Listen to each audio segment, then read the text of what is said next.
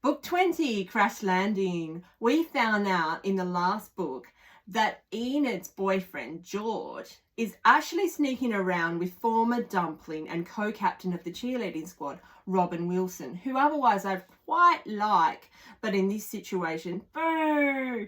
Now, George is going to take Enid on a flight to celebrate his recently getting his pilot's license. George, why? Why would you do that?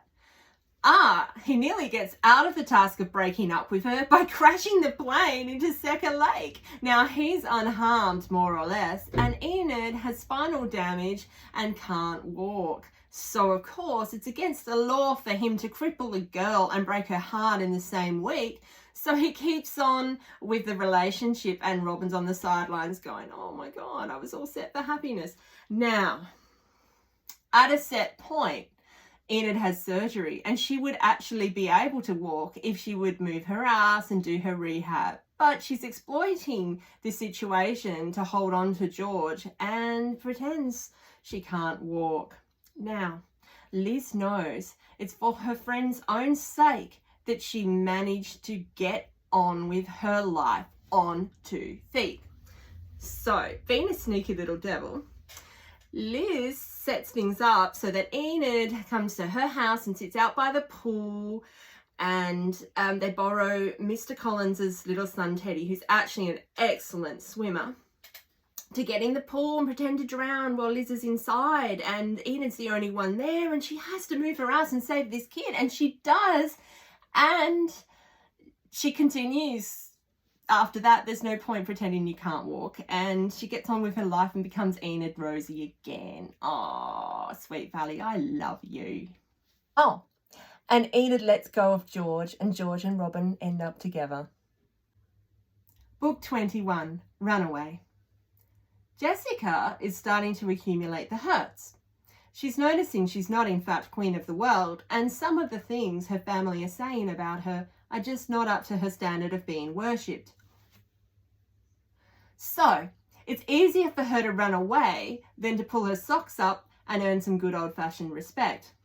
She's going to run away with a guy she vaguely knows, to a city to live with a guy she doesn't know at all and sounds really shady. Now, since this is 80% a ploy just to get the proper attention from her family, she leaves a note, but a pesky breeze blows it behind the furniture. You see, folks, she didn't laminate her runaway letter and anchor it under a gold bullion. It was just a piece of paper. Now, even without this piece of paper, the Wonder Kids, Liz and Stephen, managed to decode Jessica's recent behaviour and her absence and figure out she's run away. So the first thing they do is go and pester the parents of the boy she's been recently hanging around with, who left town the night before. Now, you see, he didn't even give Jessica a personal escort out of town. He left her to run away loose on her own. So she's on the bus.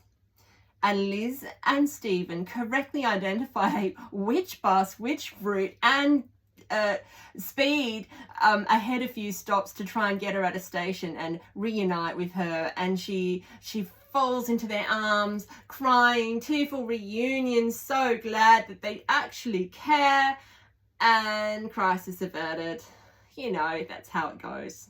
Book 22, Too Much in Love. Because the Wakefields are trusting idiots, they leave their teenage daughters home alone for a week, even though one of them is Jessica and the other is her doormat, Elizabeth. Of course, there's going to be a huge party. It's just unfortunate that's the subplot for this book. This book's really about Dee Dee, who's going gaga because all the adults in her life are confiding in way too much detail about the tragic breakdowns of their relationships. Dee Dee starts getting paranoid and histrionic about the possibility of Bill breaking up with her, so she goes all out to make sure her relationship is safe, being really clingy and desperate, and almost guaranteeing that poor Bill Chase is going to gnaw a leg off to try and scamper away from her traps. But common sense prevails in the end, and everything works out for the kiddos. Book 23, Say Goodbye. Elizabeth's serious boyfriend, Todd Wilkins, is leaving Sweet Valley because his family are moving to Vermont. Now, at the time, this was really devastating to me when I was a kid. I screamed things like, "Stop him, my vicarious boyfriend is getting away." I don't actually feel the same way about Todd anymore, but this book is filled with heartfelt, tearful scenes between Todd and Elizabeth before Todd bucks off to the East Coast. Now, originally, they decide that they are going to have a long-distance relationship, but they're both miserable and it's such strain. And Steve is saying things to Liz like, "Oh, you'll be your hometown honey, and Todd will be up to all sorts on the other side of the country." What a jerk, Steve, although it's probably true. So eventually, Jessica takes emergency measures and contacts Todd and tells him that he needs to break up with Elizabeth. They need to make an honest end of the relationship and try and build the best lives they can without each other, which is the wisest Jessica has ever been, but this really needs to come from Liz and Todd.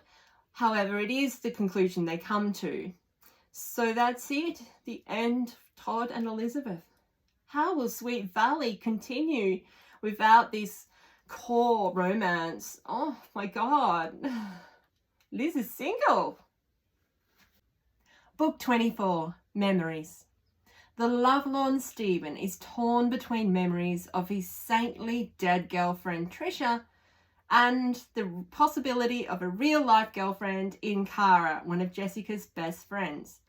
Cara's the one of Jessica's friends who has the most substance and is quite worthy of Stephen's love. Now, every time Stephen is starting to relax and enjoy Cara's company, along comes Betsy, Trisha's troubled sister, to guilt trip him into worshipping at the shrine of Trisha. So he's a limp noodle and pretty miserable through the whole book until Liz gives Betsy a bloody good talking to, and she finally gives Stephen and Cara her blessing. Oh, so Stevie's got a new girlfriend at last. And Cara, we like her. Book 25, Nowhere to Run. This is about Emily, the drummer for the Droids. Now, she actually has a place to run because she goes to the Wakefield's home as a refuge when she can't get along at home anymore. Now, her home life is an emotional hell. She's got a horrible stepmother and a new baby stepsister. She's not allowed to bang her drums anymore, even by an agreed time, any kind of arrangement. She jumps through all kinds of hoops. She's doing everything she can because she's a dear, sweet girl, but this woman is completely unreasonable. So Emily sells her drums, gives up being a drummer for the Droids, and she still can't make it work at home. She even saves the life of her baby sister who was choking right in front of the stepmother, who was hopeless. Her dad walks in and assumes that she was trying to kill the baby. What a monster! You're a horrible dad, and you never stood up for Emily. So she runs to the Wakefield's home, devastated. She's just heartbroken, the poor girl. Now, the next day, stepmummy's conscience kicks in and she tells the dad everything, and they run over to the Wakefields and embrace Emily, and she's happy to go home because stepmum says she wants to try and be a good person now and get along.